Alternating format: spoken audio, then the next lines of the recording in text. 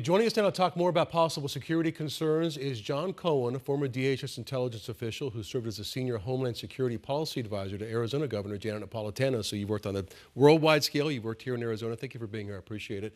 You actually put together a playbook dealing specifically with threats from Iran, and I know it's been over a decade ago. Have things changed? Is it still pertinent today? Well, in some ways they've changed, and in some ways they've stayed the same, so it is still pertinent. At that time, the U.S. government was concerned about an increased threat from Iran, so DHS working with the FBI, with the intelligence community, with state and local law enforcement, we thought through what would be the type of attacks Iran was likely to conduct and what would be the targets. So we were concerned at that time, and this holds true today, about Iran possibly engaging in cyber attacks against government and non-government systems, concerns about attacks against Israeli government or U.S. government facilities, and concerned about attacks against the Jewish community. So it's difficult for them from a military standpoint to go up against the United States with their military. So they kind of will do different things like you were talking about. Let's talk about cyber crimes. What could they do? What would a cyber attack look like from Iran?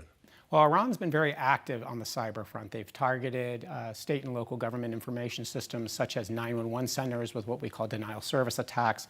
These are cyber attacks that make the 911 center in this case, or a government website, inoperable. They've also been very active in targeting drinking water and wastewater management systems. There are examples where they've been able to penetrate the control mechanisms of those of water systems. They've also been very focused on targeting other critical infrastructure. So that's the concern from the security perspective, is that they're not going to fight us in a war because they know they'll lose, but they would conduct something what we call an asymmetric or a different type of attack, maybe cyber, or conducting a targeted assassination or some type of destructive act targeting a facility.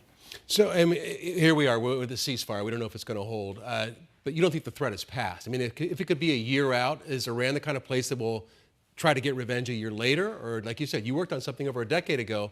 They've been a threat for a long time. Yeah, and Iran has a history of sort of harboring grievances.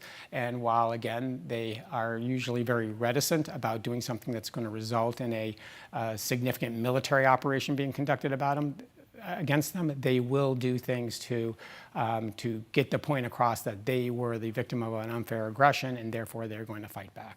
If you had to pick and handicap and say, I think this is probably what they would end up doing, what do you think is more likely than any other type of attack?